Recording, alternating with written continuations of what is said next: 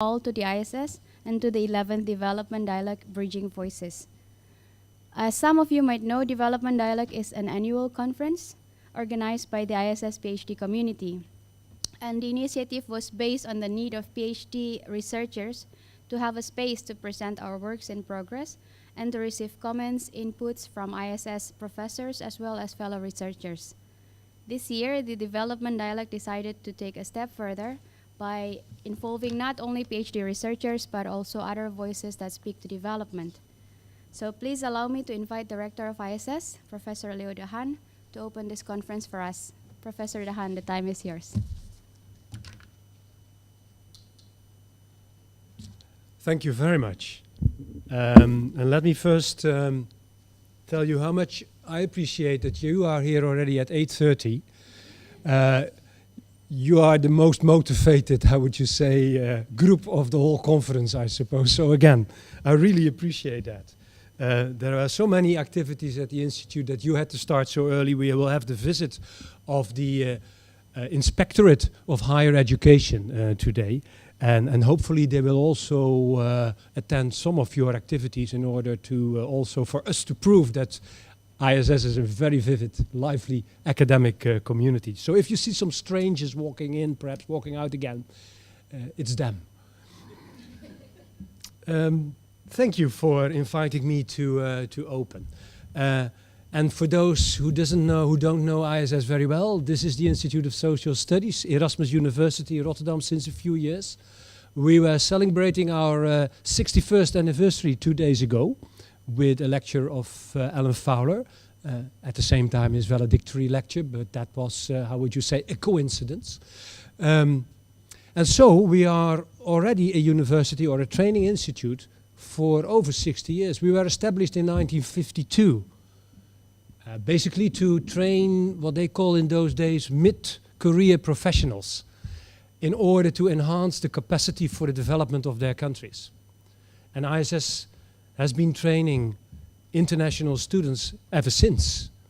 Still, I wouldn't say many of our students are still mid-career professionals. Many are early career professionals, meaning that they come from a job. They come to the institute, they want to improve their knowledge, also their experience, also to test it with others. And then gradually the group of students became more diverse, also younger students from, say, the North Atlantic. And so I'm very proud to lead a community of students and researchers from all over the world in development studies. That's for sure. And then I would always present this institute to the rest of our university, Erasmus University, as not only a development studies institute and a graduate school, but as an interdisciplinary institute. And then reading your intention of bridging, stating that academia talks to academia often and is isolated from practice, which talks to practice. That there are different fields and different themes not very well connected, that you have quantitative methods and qualitative methods not speaking to each other all the time, then that means you have a critical note on our interdisciplinarity too. If I quote, there are many voices in the fields of development, each working towards development from different angles, thereby gaining different knowledge and experiences, perspectives. Often the holders of these diverse epistemologies tend to discuss within their own niches. And what you want to do in this conference is to bridge that. I recognize that. On the other hand, I felt a bit, how would you say, criticized by this angle, being an interdisciplinary institute and telling the rest of the university how interdisciplinary we are within that whole range of disciplines. And now our, how would you say, our future generation of researchers, the PhD community, tells me that we have to bridge. And then I think, at second glance, yes, you are right. You are right. And I felt that as well. We have been establishing research programs in the Institute, not just for the sake of establishing research programs, but also because we wanted to move forward, and research is the way to move an academic institute forward. And within that research, PhD researchers constitute the most important innovation force. And I'm not joking here, specifically because you, as the younger generation, are supposed to be more open for new developments, more connected to it. Also less bound by traditions and vested interest. And also the ones who can devote much more time, really time, to research than others in the institute can. And time, in the end, also will result in progress. So yes, we have been, we are in a process of dissolving staff groups, vested interest, moving to new research programs. Still, you can recognize vested interest in these research programs and all traditions as well, but you are also aware of some very new and interesting and challenging new mergers, new ideas which popped up. So I would very much congratulate you with this initiative of bridging, of trying to connect, even within the institute, even within development, different communities. So your initiative is welcome, very welcome. You wanted not to have a very fixed program or fixed models of interaction. You count on spontaneous interventions. You count on you adjusting yourself to the dynamics of the conference, and I will be very eager to understand what comes out of it. I would like to congratulate the organizers. I know that there is a large group of organizers and not just one face, though sometimes I'm talking to one of you like Chi or and if I know or I understand from others how she is walking around with that big spreadsheet through the institute, I know that she is one of the driving forces, but not of the only one. But still, I want to, through her, congratulate everyone who organized this conference and wish you good luck with that. There is one, how would you say, add-on to my opening speech, and that is a request from EADI also to congratulate you and to... Do I see Suzanne in the audience? Or no. I thought I recognized the executive secretary in the audience, but that's not the case. Therefore, I needed my glasses. EADI has sponsored already many times development dialogues, and also again this conference through which some of you were able to come to the institute, to the conference. EADI is also offering you free membership. Well, that you would say if something is free, it wouldn't be of interest. It is, it is. Let me explain you a bit more of EADI. It's the association of the European Association of Development Institutes. So it's connecting all the ISSs in Europe, the IDSs, the graduate school in Geneva, and so on. ISS and IDS were founding members, and I think ISS is still an engine for EADI. We are one of the biggest in Europe, and because of our mass, we are indeed an engine. But EADI is very important to development studies at large in Europe and also to the ISS. It connects all the institutes, virtually all the institutes, the smaller ones, the bigger ones, some in the Netherlands, but everywhere, from the north to the south and the east and the west. So that's important. It develops and defends our interest towards all kinds of audiences, the European community, the universities, and so on. That's important. EADI has, for example, developed an accreditation system for development studies programs, so a quality assurance system. Again, ISS has invested in that a lot. Then some smaller institutes offered themselves as being pilots, and ISS was the first who took that accreditation officially. And there is always a risk in accreditations, you understand that. I mean, you may fail, and if you don't, they come up with a lot of criticism, and then you have to improve and show 4 years later that you did follow up the recommendation. So we took it, we got it, with a lot of appreciation, but also with commands. IDS Sussex took it after us, indeed received it, but with many commands to improve. And so EADI is also enforcing upon us, or stimulating us, I would say, because it's the same community, to be a good quality institute and to improve our quality. That's important as well. So EADI wants to connect all the institute, but also would like to involve the young generation of researchers, you. And that's why it's offering a free membership, and I would encourage you to subscribe, to read what it is, to understand also what it does for PhD communities and for development studies at large, to see how far it encourages new ideas and new initiatives, and how sometimes how old-fashioned it is. It needs you to improve. So please read that information, and be assured that also EADI wants this conference to become a success. Next year it will have its, I don't know how many, but there is the 3 years general conference in Bonn, and EADI also would very much like to have separate meetings for PhD researchers. Of course, she also wants to encourage the younger generation to be involved in the wider discussions, but sometimes you also need your own spaces to develop ideas. So also EADI is there to encourage that. Thank you for giving a bit of time to promote EADI. Otherwise, usually the executive secretary would have done that, but he and she, because there are 2 at the moment, had other business to do. I wish you good luck, a lot of inspiration, and someone else now should introduce John Cameron. Okay, thank you.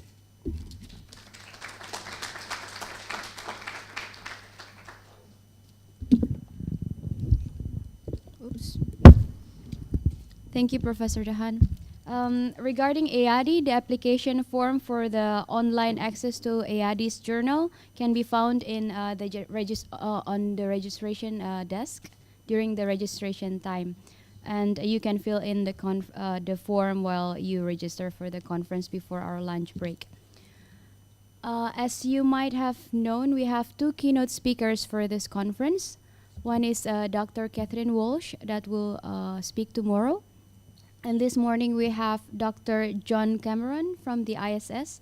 And this morning I would introduce John Cameron to you. John Cameron began puzzling about global differences 60 years ago when people arrived in his street, having crossed the bridge of the Atlantic from the Caribbean. Economic poverty, cultural distinctiveness, and institutional racism were given a holistic, dynamic, experiential meaning in the day-to-day life of an educationally upwardly mobile white boy whose parents left school aged 14. That experience of people crossing bridges metaphorically and the concrete reality of bridges over the ships on the river in London was the prelude to a wandering life of bridge building and crossing. A bridge can be seen as a human construct that purposely links 2 different places across a gap in a new way. The places that have been linked and given voices in John's writing and teaching have included differing cultural values, economic livelihoods, governance systems, and physical ecologies, plus the disciplinary camps and epistemological pillars in academic development research. The bridges gaps have involved curiosity and amazement, but also reflections on ignorance, misrecognition, fear, and hostility. This development dialogue gives John the opportunity to reflect on a lifetime of bridge creation and crisscrossing over the wide, turbulent river of international development, thought, and action. And this morning, John is going to share his reflection with us in our keynote speak for today. Thank you, John. The time and floor is yours.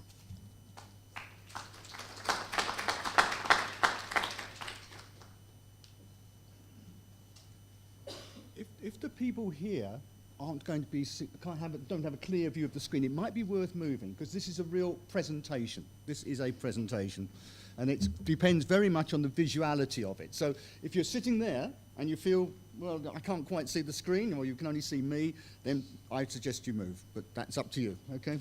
Because it is, as I say, this is going to be a very visual event. First of all, I need to go back one slide.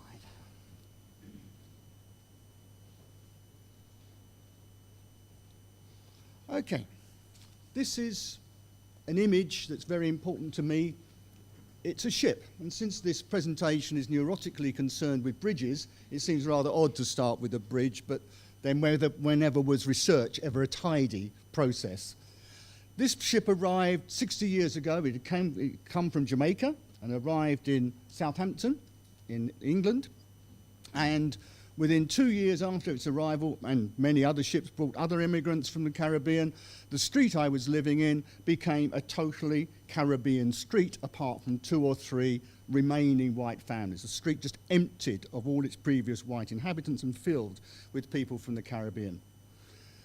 That gave me a double experience, a double othering experience. One was, of course, the recognition that these people had differences from the culture I was growing up in, the extended family I was growing up in. Culture felt different.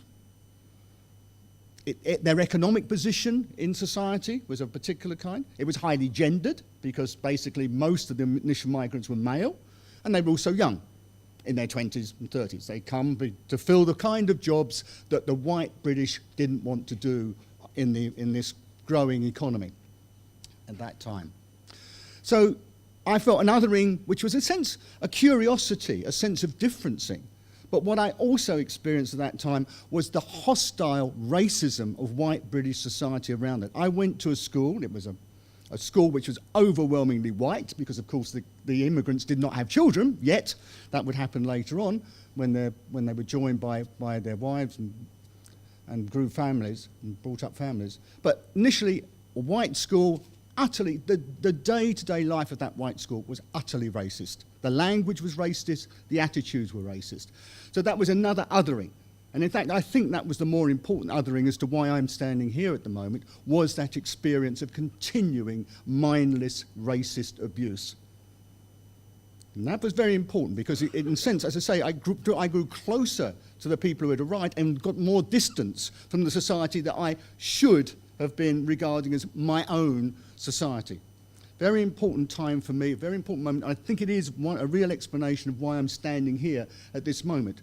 And what I want to take from that, from all your research, is we all start from experience. We all have experience, especially, I think, experiences that bring us into this curious field of international development research. Something's twitched within you. Something moved you to move into this rather strange discipline, if I call it that. This academic area would probably be more accurate. This strange area. And that experience needs to be reflected upon. All research in international development requires reflexivity. So reflexivity is the first key word I want us to come up with here. The reflecting side. What are you bringing from your previous experience to your particular research? Okay. Those of you, and I know the number of you who have been victims of my attempts at teaching in the past, will know when I hear the word metaphor, I love it. I mean, I really get into metaphors. And the fact that human conversation is confused, ambiguous, all those kinds of things, I really enjoy. So what you're going to get is you are going to get this metaphor worked over again and again and again and again till we get to the final end of this. So this is our starting point. It's a metaphorical journey, and it's addressed to you as researchers. Yeah? So every time we look at a bridge, we're going to be thinking something about the basics of research, of doing research. I'm going to do it in 3 sections, all of which I think are building blocks for any research process. First is the epistemological level. Okay. At the epistemological level, we're going to be looking primarily at theorization, which I know that does not to play down the importance of accurate observation in the research process, but I think it's often a place where people struggle more is in theorizing their work rather than, in a sense, the empirical side of their work. So I'm going to concentrate mainly on theorization. The next section will be about structuration, about structuring, the role of structuring. There's a deep process, a deep part of the research process. And the third part, as you might expect, is about agency and the place of agency in development research. So we're going to have 3 sections. The first is going to be a little bit longer, well, quite a bit longer than the other 2. Okay. What do we do? What are we talking about when we're talking about epistemology, especially for development research? We're talking about what gives our research authority, what gives it a warrant, what makes it believable. What makes it valuable? So that's what, for me, the epistemology is those criteria for judging whether a research is a good piece of research or a poorer piece of research. What I'm going to present here epistemologically is highly I was thinking, what label can I put it under? It's highly influenced by a very broad view of social constructionism. But it's not anti-positivist. I want to make clear about it. It's not anti-positivist, but I think for some parts of it, perhaps a person who is committed to a very positive approach to knowledge, to epistemology, might think, well, is this really relevant to me? Well, my argument, of course, would be, yes, it's all relevant to anybody who's doing research in international development. So I'm not anti-positivist, even though some of this language might look as if it's very social constructionist. Here's our first bridge. Recognised? People recognise it? Yeah? Looking round, see any nods and shake of heads. This is a painting by a person called Vincent van Gogh, who was painting, in this case, he's painting in the south of France. And he's painting round about 120 years ago, 120 years ago. Now, what do I want to take from this? First of all, this is not a bridge. It's not even a photograph of a bridge. It's a painting of a bridge. And we don't even know whether the bridge really looked like that. And certainly, almost certainly, it didn't have these precise colours.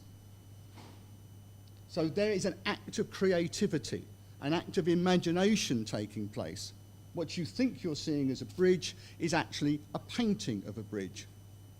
And you as researchers, in a way, you are artists, you are creators. You are not just recorders, you're not just reporters. You're actually you're creating, and all acts of creating require imagination, and also to some extent a modification. If you're going to create successfully, then you're not just going to record or report what is there, even if you could. And my argument will often be that you can't. It's actually more like this. This is what your research will say. It doesn't look like a photograph of a bridge, and it certainly doesn't look like the bridge itself. It's actually a creation that you've taken responsibility for. You've decided how to frame it. You've decided what to put in the centre, what to put at the edges. Another thing I noticed as I was looking at this, of course, it's also quite nicely gendered, because what we have in the left-hand side is a group of people doing laundry, and all those people are women. So there's a little bit of nice touch here, but unintentionally sort of bringing out the gendered aspect of life at that time. So just a little aside there. So that's the first, well, the second. First is reflexivity, the second is creativity. Think of yourselves as creators, as artists. I mean, we all talk about this fear of being called unscientific, but perhaps we also be equally afraid of being unartistic as well in terms of our research, getting that balance right. Another bridge. So everybody knows this bridge, don't they? Isn't it one of the most iconic bridges in the world? Okay, it stands at the entrance to Sydney Harbour. And what I want to take from this is if you think you're going to explore Australia, often this will be the first image that will come into your head. It'll be the first thing you think of, because it's iconic, because everybody talks about Sydney Harbour Bridge with the Opera House behind it, standing behind it. It's an iconic image, but it's utterly misleading about the nature of Australia and its long history. If you really want to explore history, you have to get through that bridge, over the hills that the Europeans crossed in about 1873, and get into the interior of Australia and meet the people who really, in a sense, know Australia, the centre of Australia. So if you're starting out on research, you're bound to start from a point that perhaps feels familiar, feels comfortable, feels that you know where you think you're starting from. But the journey of research is to get through that gate, to get through that entry point and get into the interior. And that can be very challenging, yes, because you're going into often situations that feel strange, possibly even hostile. But certainly you have to make, if your research is going to be valuable, it has to make that journey. It has to get beyond your entry point. In a way, that's an aspect of reflexivity, yes? If you've been reflexive, you'll recognise the nature of your own entry point and why you need to move beyond it. So reflexivity and getting beyond the entry point and the misrecognition your entry point might well contain is an important next step.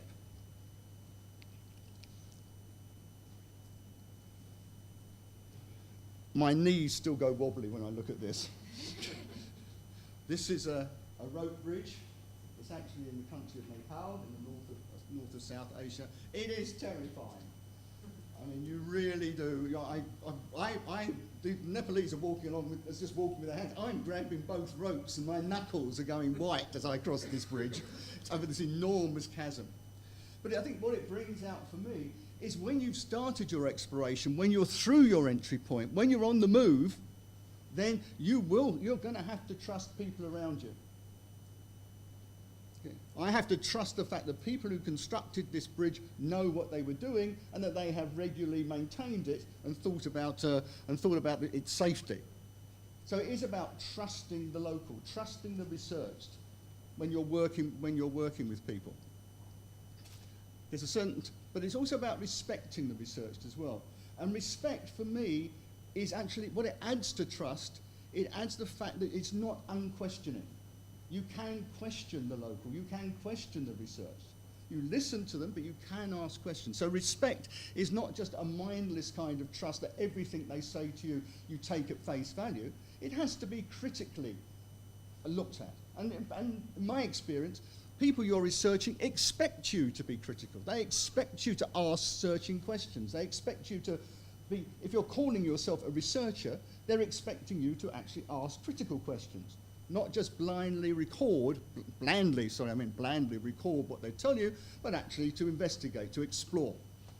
So this bridge for me is about both trust, and it certainly involves that, but also about respect as well. So when I'm standing at the edge of the bridge, I do ask the person with me, when was this bridge last maintained? What's happened to the slats in the middle? What's it made of? Okay, so that's another point, yes? Once you're on your exploration, you need to respect and trust the people you're researching. And I think in international development, I'm sure that's you all feel that. And this is odd. Anybody know where this bridge is? It's in Ethiopia. It's called the Portuguese Bridge, and I came across it when travelling through the countryside of Ethiopia, right in the middle of the country. I know, why is it there? Why did the Portuguese build a bridge that apparently doesn't really seem to link anything, has no settlement around it? I just sort of stood there amazed and puzzled about why it's there. And yeah, came up with no answers. No answers at all. And the people who were with me from Ethiopia, they had no answers as well, because it was built, in a sense, by an alien culture a long time ago. Why should they know why it's there? What the original intention was? So the lesson for research in that is curiosity, puzzlement, asking the why questions that puzzle you. I mean, there's a line I've used, and I'm sure many of you have already heard me use it at least once. If your research has not produced surprises, you haven't done research. If you haven't been surprised at any point in the research process, you haven't done research. All you've done is report what you already knew. So there should be puzzlement, there should be curiosity, there should be these awkward why questions that you answer. The fact that the story is that this is actually constructed with, the mortar is made from eggshells. An awful lot of chickens laid eggs in vain for this purpose, or laid eggs purposefully. It's also interesting for me. Yeah? It's an exotic material, yes? There's an exotic element to this construct. Why did they use eggshells? Why on earth would anybody use eggshells to make the mortar for a bridge? So, and of course, research is often about eggs, yeah? Eggs are a good thing to think about when you think about research, both for reproduction, but also because they're very fragile. And a lot of what we do in research, we need to be very ethically aware about our potential for damaging others, but also to some extent for damaging ourselves as well. And we need to be kind both to others and to ourselves without losing that crucial little critical edge. So that's my next view. We should be puzzled. You should be surprised. If you haven't been surprised, you haven't done research.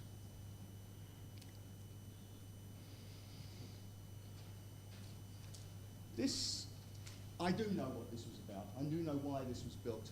This is, it's called the Pont du Gard. It's over the River Gard in the south of France. And it's interesting because it's got multi-functions. It's actually primarily an aqueduct. Yeah? What you see at the top is a canal carrying water between two different places. So it has a function as an aqueduct. It has a vital function in terms of a vital human need, a very basic need. But underneath it all, because they had to build the aqueduct that high, they decided, well, we'll build a road in here as well. So underneath, you can use it as a road. So it's got two functions. And the road, in a sense, it allows people to communicate with each other, allows people to move more freely. Okay, so we've got two functions here.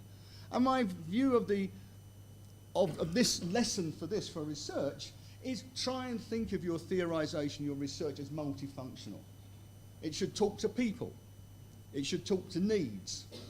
And it should try and talk to truth, which is, of course, the most challenging thing, is talking to good, solid knowledge, which, in a sense, is there for the future. It's not just there for the present. So it should also be durable. This was built 2,000 years ago. When you stand underneath it, you feel totally confident that it's going to stand for another 2,000 years. So it is durable. And I suppose that's one of the things we want from our theorization, is it has a lasting power, that it does last. And one way of making your research last is, of course, to make sure it's well argued and the observations are carefully observed.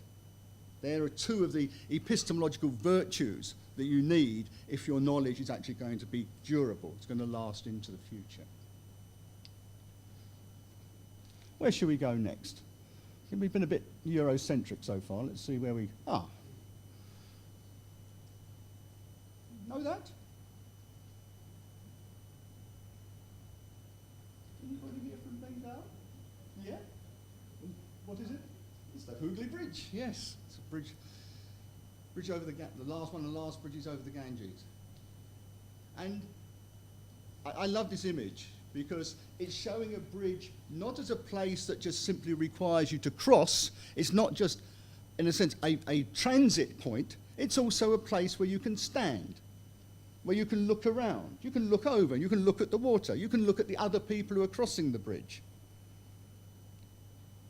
It's a place of not necessarily simply a transit. And you can think. And research is about thinking. I mean, too much of the time we say research is about reading, looking, writing. There's a fourth vital element in this, and that's thinking. And you need to give yourself time to think, time to reflect, time to work on the ideas that you're generating, work on why the data is surprising you, why your observations are making you wonder about the nature of the world. So the ridges are places to linger on. They're places where you can stop. You can decide whether you want to go on or whether you want to go back. And I suppose there's another thing about research. Research process is full of decisions. It's full of having to think about what you're going to do next. Research is a very thoughtful, in the literal sense of that sense, a very thoughtful process, and should be a very thoughtful process. If you haven't spent a day, a week thinking, then probably, again, you're not really doing research. Away from the books, away from the observations. Well, the observations will be in here, your reading will already be in here, but just thinking, what can I make of this? What patterns can I make out of this? As I look down and I see the river swirling underneath, is that useful in terms of the way I want to think about my research? So, lingering, thinking, being critical, self-critical as well. I'm afraid we're back in Europe again. Anybody from France? Anybody who's learned French would have probably at some stage, or sort of speaks French as their mother tongue, or learned French, probably will remember the little rhyme, sur le pont d'Avignon, tournez dansez, tournez dansez, sur le pont d'Avignon, tournez dansez, tournons. This bridge is, in a sense, as a bridge, is useless. Yeah? It doesn't go, it stops. It stops halfway across. The fact that it can be used for cultural events is quite nice. I quite like the idea of a bridge that is, in a sense, ceasing to be a bridge and becoming a dance floor. And it seems to me to be quite acceptable to me. But what I'm using it for in research is don't simply try and close things off. Keep things open. Resist closure. I think too much research, in a sense, too easily heads towards a deterministic closure. Keep it open. Keep your ideas open. That's parts of the thoughtful process as well, the thinking process, is thinking, well, what's the alternative here?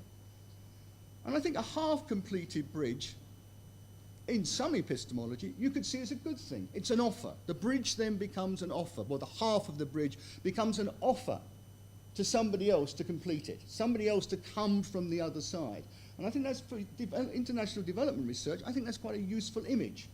It's the offer of a potential crossing, rather than demanding that it be completed and be hard and fixed.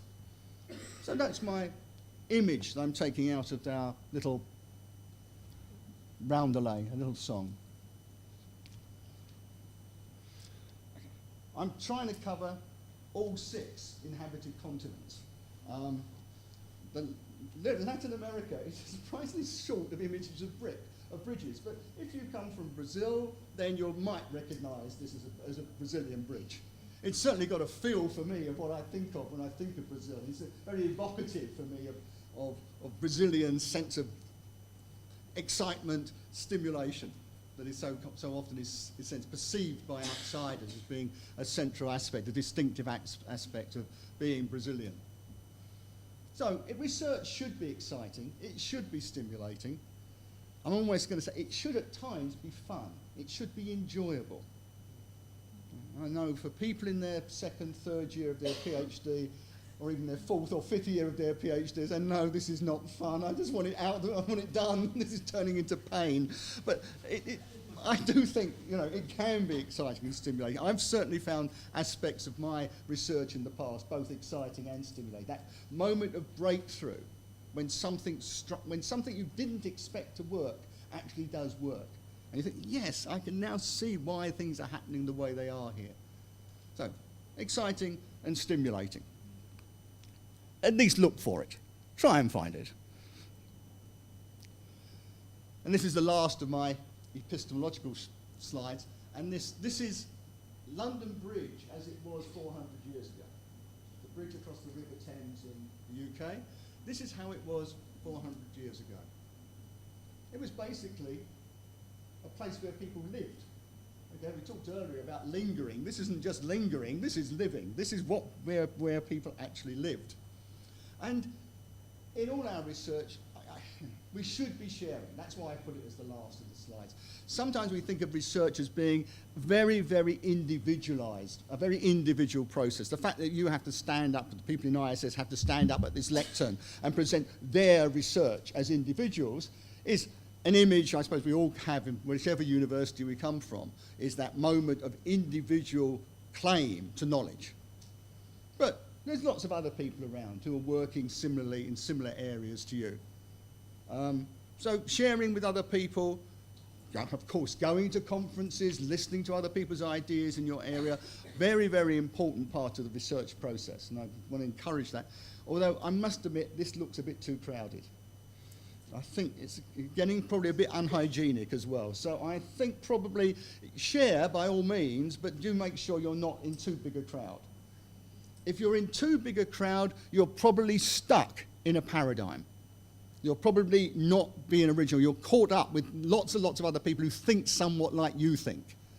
And you need to think sometimes, can I break away from this a bit? Can I stand back from this and think afresh about what's going on? So, I mean, you might think this is also about overcrowding, oversharing. And if you take the epistemological term paradigm for that is stuck in a paradigm, this might give you that kind of feel, that kind of image. You can have too many people around you as well as too few. There's a healthy mix between being utterly individual and feeling isolated and alone and feeling like you're standing in a big crowd with no sense of your own space to move in.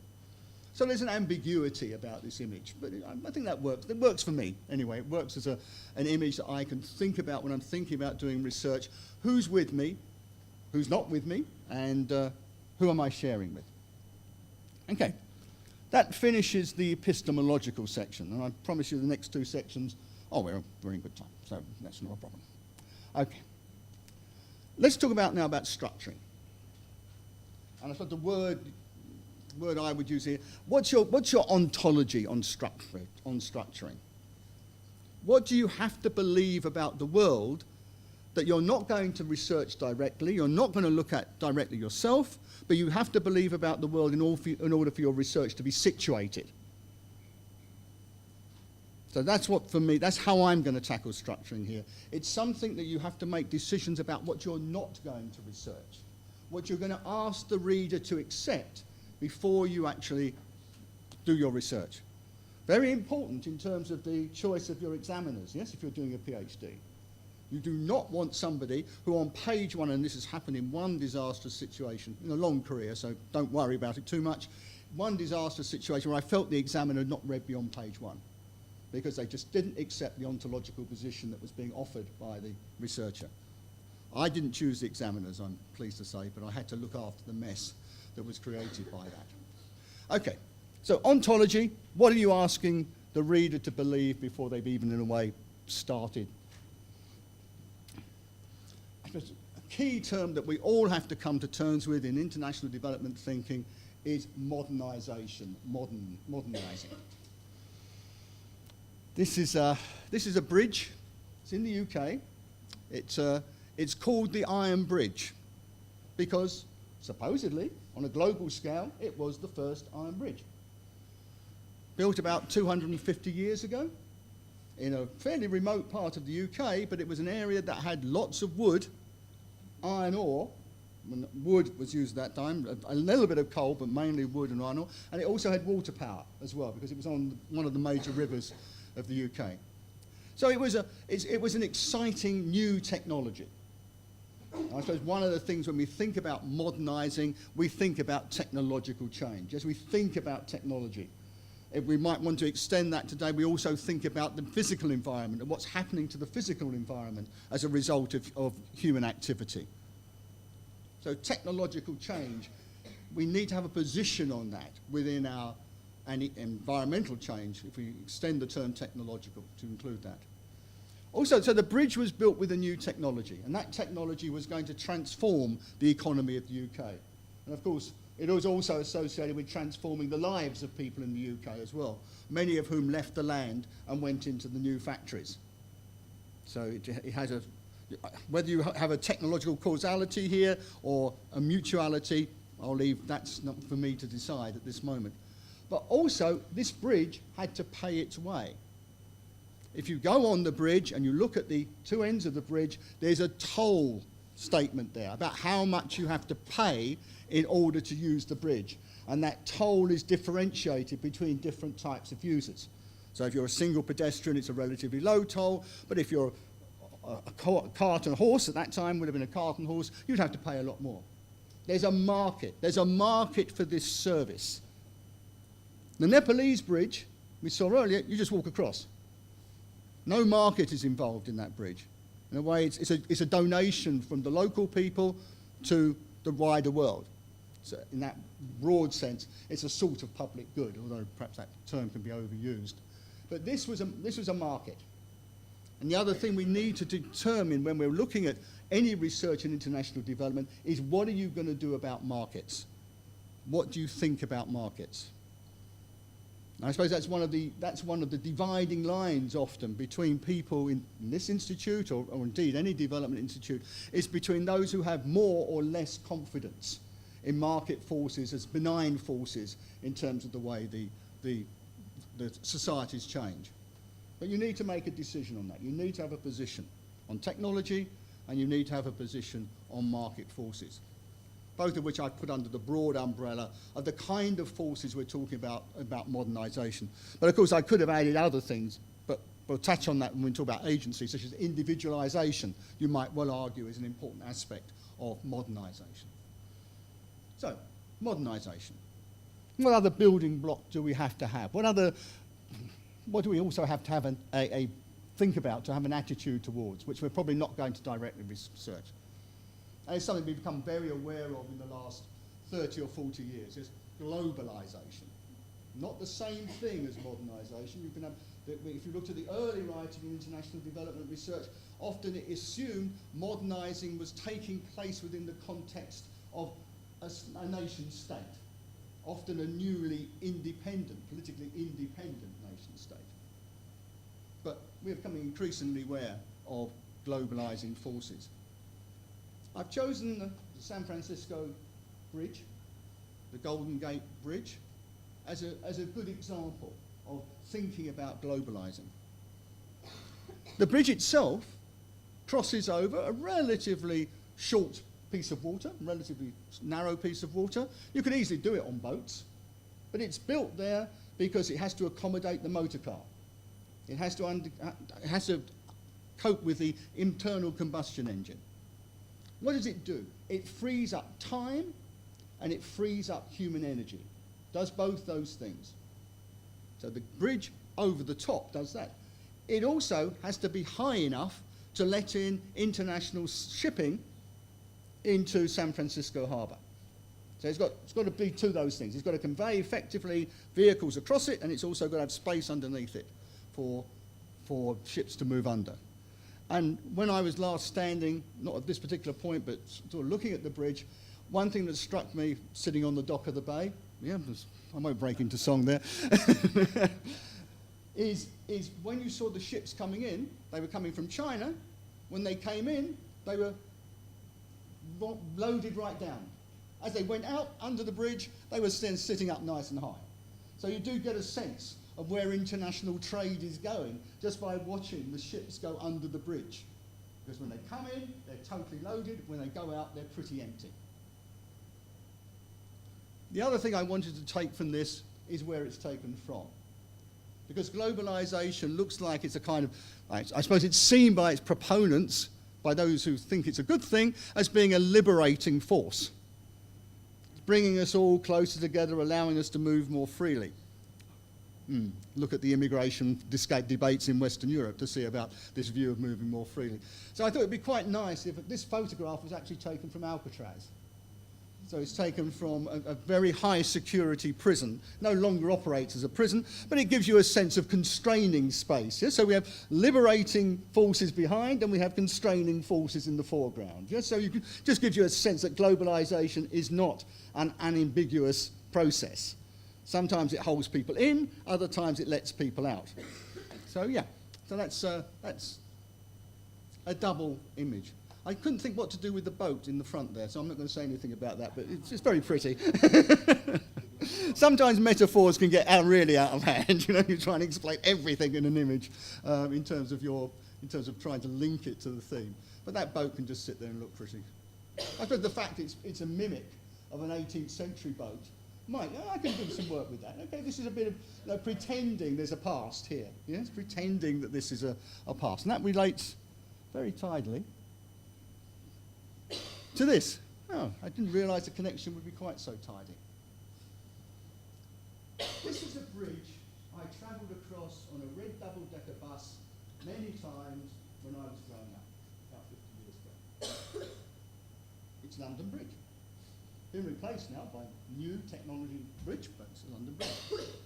The only problem about this, so it offers continuity, a sense of history, a sense of durability. It's like the Pont du Gard in that respect. You say, strong bridge.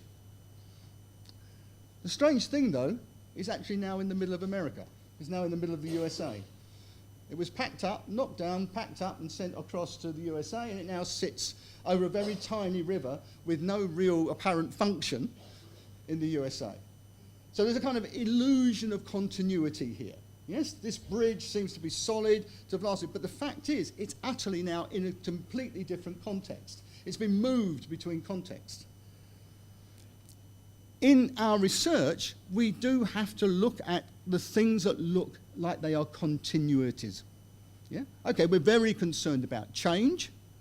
The very word development suggests change. And indeed, it suggests positive change.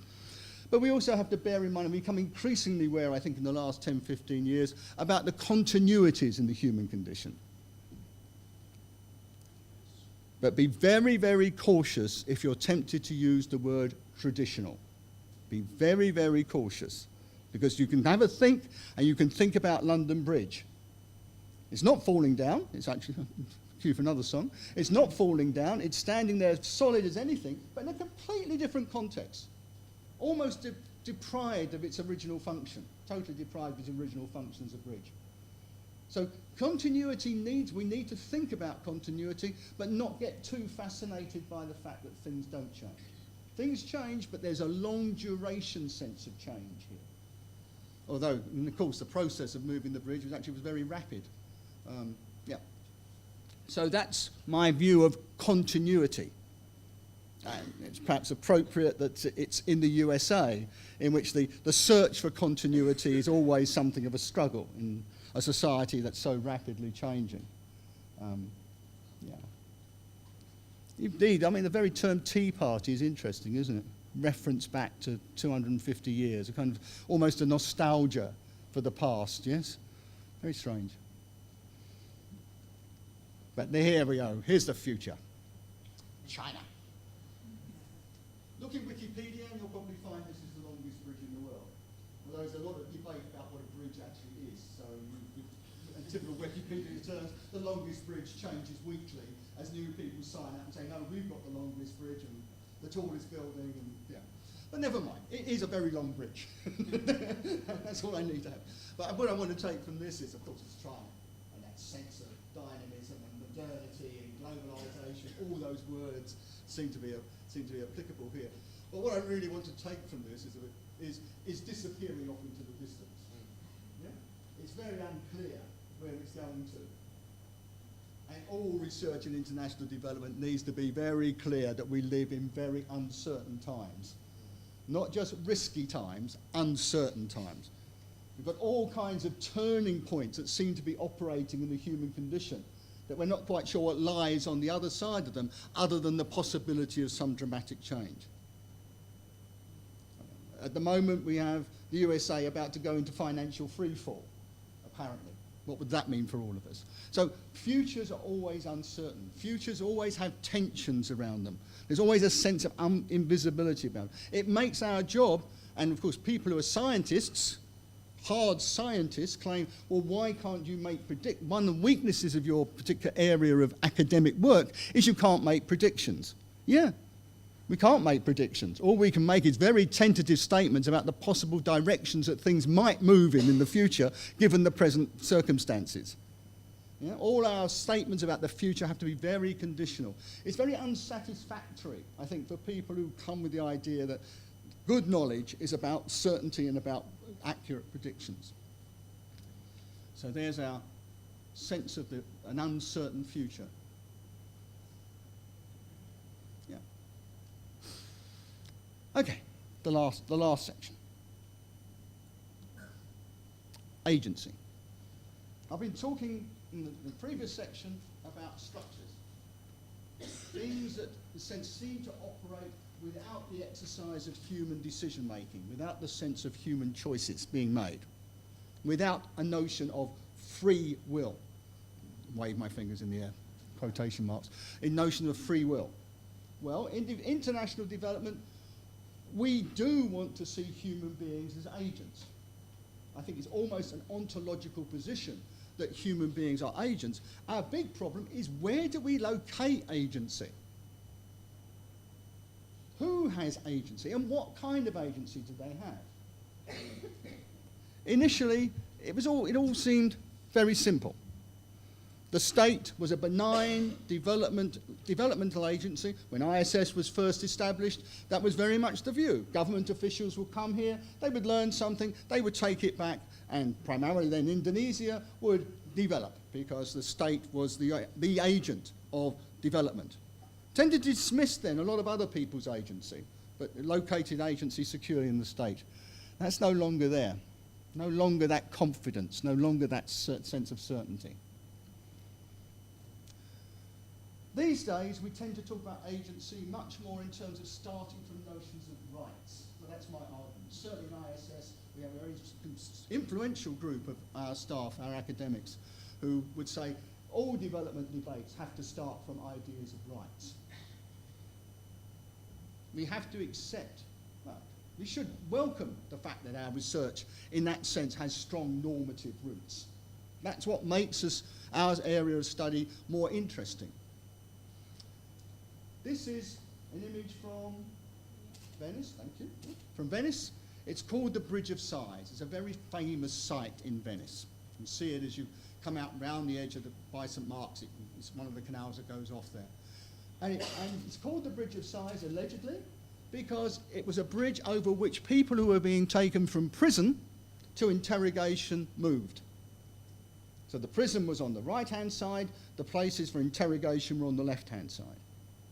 So I thought this was a very strong image of when rights get challenged, when even the most fundamental, I'm going to call it a fundamental right, the fundamental right to human life is actually under threat. Now that's, in a way, not a bad starting point, is, there is a fundamental right to life for all human beings. But once we move away from that fundamental right, things start getting a lot more hazy, a lot more difficult to pin down, arguably more normative. So there is a challenge in starting our research from a rights basis. But I think many of us, when we come to research and international development, we are carrying a sense of injustice with us, that some people are getting a poor deal out of the global order as it's presently established. That's why I came into development. Yeah? Go back to the Windrush, that's why I'm in development. It's because I had a strong feeling that large numbers of people, increasing numbers of people, as I grew older, I came to recognise, seemed to me to be getting a very poor deal out of the global order, out of the global system. I suspect, again, many people in this room, in a way, are driven by that into their research. That's their starting point for research. So we are a rights-based area of research. How do you manage it? How do you handle it? Which rights are you going to ask your reader to ontologically accept? Which rights are you going to try and establish through ideas of argument, possibly, and observation? Okay, so rights, and the rights connect to laws. How far are we sort of lawmakers? When Martha Nussbaum stands here and talks in her professorial role, she's often talking about the transfer of rights into laws, the transfer of rights into constitutions, national constitutions. And she's very comfortable doing that. I suspect other people would be less comfortable about talking about the relationship between rights and law. Indeed, either the fashioning of law or perhaps even more so the implementation of law. But it's there as a debate that we all need to engage with. It's there, I think, as a foundational element in contemporary development research. Who knows this? Anybody know this? Anybody had the misfortune to use this particular bridge? It's, ironically in some ways, although perhaps, it's called the Allenby Bridge. And it links Palestine, Israel, both, depends where you stand, with Jordan. So when a person who is a Palestinian wants to travel internationally, they have a choice. They can either go down to Tel Aviv or they can try and get into Jordan.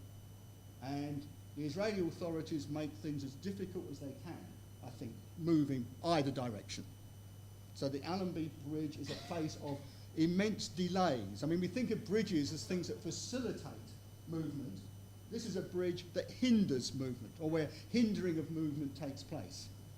This is an example where globalization is stopping people moving, arguably, rather than encouraging them to move. So there's power here. The power to control people's lives, the power to limit their movements in space, to delay them in terms of time, to waste their energy. So we have to engage with whose agency is operating here. And the Israeli-Palestinian interaction is just fascinating in this respect in terms of talking about how power operates, both from the Israelis towards their own citizens, the Israelis towards the Palestinians, and indeed the Palestinian Authority itself in relationship to its own population. How far is the Palestinian Authority de facto securitizing the areas, the few areas it actually really controls, in order to reproduce these inequalities of power? It's very interesting arguments. But I think you can take that argument out, and there's a lovely piece, a lovely phrase that comes from the youth literature called citizens to be. That is, we treat young people, young is very, very ambiguously defined, as citizens to be, not quite yet allowed the full rights of citizenship. I do wonder sometimes if that's not the whole of the human condition, that we are all still citizens to be, no matter what our claims of our polities to being somehow open and accessible, there's gaps everywhere. I would certainly say there's gaps in the UK in terms of my sense of myself as a full citizen. And I suspect people in the Netherlands might well say the same thing in terms of the sense of access to power. So we have to come to terms with where is power being exercised? Who has power in the system? Very, very, very difficult to pin down. I mean, many Foucaultians, neo-Foucaultians I know in this room are saying, oh, you know, I've read The Old Man about 20 times, and I'm still, every time, I think I was talking to Angelica yesterday, and Angelica last evening, and saying, you know, every time she reads Foucault, she gets a different story. So, there we go. But power, okay, this is power exercised. It is, in a sense, coercive. But this is where it all goes terribly wrong.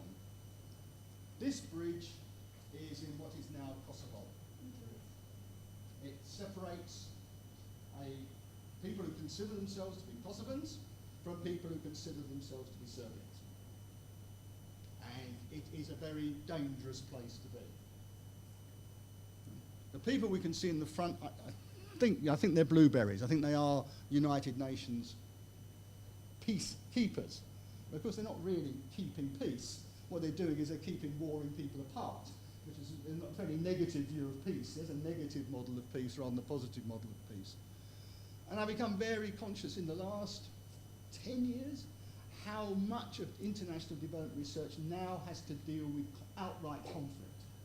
Not just the subtleties of the exercise of power, legitimate, so-called legitimate power, but actually outright conflict. People actually killing each other or wanting to kill each other. Becoming increasingly important part of international development research, and I'm sure we've got probably a third of the people here, I would guess, are somewhere in this kind of conflict, language of post-conflict, which is often is not really post-conflict, it's a postponed conflict. This is something else we have to engage with. It's human agency exercised violently, where the rules seem to be very, very unclear about how that violence, how it can be contained, how it can be dealt with. For me, a very sobering image, and it certainly seems to me to mark a turn in international development research. I think I've had at least 6, perhaps 8, 6 or 8 MA research papers which I've supervised in the last 4 or 5 years, which have been concerned with conflict, outright conflict. That is where we're dealing with people being killed. But I thought I can't end on that note. That would be terrible. I wanted to send us off with a sense of hope, but I think it's legitimate. It's not just a device at the end. We're back to Van Gogh again. Van Gogh is the right-hand side. A Japanese painter with Hokusai is the left-hand side. Now, who do you think was copying who? I thought that question. Who do you think was doing the copying? Probably you can see him. It was Van Gogh. Van Gogh was so intrigued by Japanese culture, as many Western Europeans were at that time, were 130, 140 years ago, was so intrigued by Japanese culture, especially Japanese image making, that he wanted to produce his own Japanese images, Japanese style images. But he's obviously very different. What I love about this is not only in a way has he reflected the shape of the bridge and the shape of the structure of the bridge, he's actually even tried to mimic Japanese writing. I'm sure, there is no record that Van Gogh ever spoke or wrote Japanese. Okay, there's no record that he ever learned Japanese. So he wanted to mimic the language. He wanted a way to show his respect for the other by actually not just showing that they could paint, but they could write. They could communicate with each other in writing. So this juxtaposition for me is about cooperating, that we are a cooperating species to some extent. We're not just a violent species. We are a learning species, and we can learn from each other. We're a communicating species. We communicate with each other. Okay, sometimes we have to cross language barriers, but at least the bridge is half built, yes? At least Van Gogh is showing the interest in completing that bridge, completing the bridge linking languages. And we are intensely a relational species. Yes, we are not, as modernity often tries to tell us, isolated individuals who happen to come together because we have an interest in a material interest. We are actually quite deeply a relational species. And perhaps that's where development research leans towards its hopes for the future.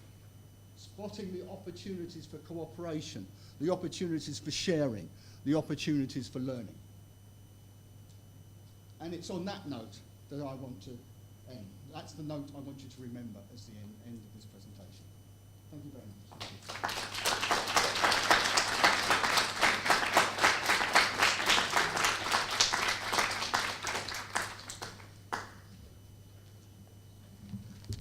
Thank you very much, John, for your very visual presentation of bridges and very inspiring reflection.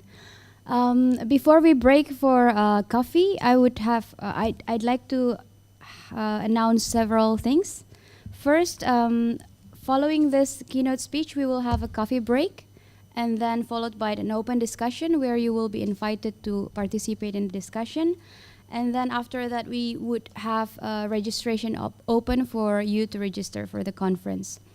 Before the coffee break, I would like to remind you that Bridging Voices is intended to be a 2-day conference consisted of keynote addresses and panel discussions. At the end of the second day, tomorrow, we will try to reflect on our work on bridging different voices in these 2 days in a participatory reflection that will be facilitated by Lenka Sobotova and Maria Davnomili. Both are PhD researchers at the ISS. Therefore, I would like to invite Lenka and Maria to give a brief explanation about the participatory reflection before we break for coffee. Lenka and Maria, the time is yours.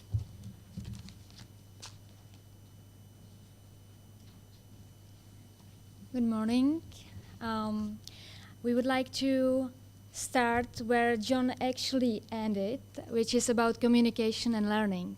So Maria and me, Lenka, we would like to introduce to you our approach, how to bridge voices at this event, at the DD11, but also how to bridge voices with those who are not here, who cannot come, or who might attend the event next year. How we will do it? We would like to ask you to write a message to colleagues from academia or government or civil society about reflections, about things what provoked you or will provoke you, will inspire you, will make you think during the whole event. And write it down on the colorful cards, which you will receive during the registration. You will have them in the back. And also, you can have them during the coffee break. And we have 3 colors. So for your messages to colleagues from academia, you can use the green cards, the academia. For messages from colleagues from government, if there are some, you can use the red one. And for those from civil society, from NGOs, community-based organizations, movements, whatever you can imagine behind the term civil society, we have a pink one. So we would like to ask you to use these cards and write your messages to your colleagues who are here or not being here. It could be anonymous, or if you would like to sign, it's up to you. And then we prepared our mailbox, which is recently over there, but we will move in the place where the coffee breaks will be held. And you can send, symbolically, your messages. You can put them inside the mailbox, Development Dialogue 11. And don't worry, your voices will be heard, because we will work further and share your messages among ourselves, and also be sure that these messages will somehow get across to those attending the event next year. So please be clear in your messages, be free, write whatever you feel to get across to others, to colleagues, and send it to our mailbox, and we will work on it further tomorrow in our reflections in the afternoon. Okay, so if you have any question, please let us know. Maria and me, we are available, so feel free to ask additional questions if anything was unclear, and I wish you a very pleasant event and enjoy it. Thank you.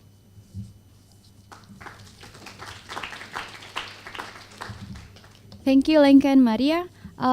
We started a bit late this morning, but John did a very great job by setting us back to our planned time.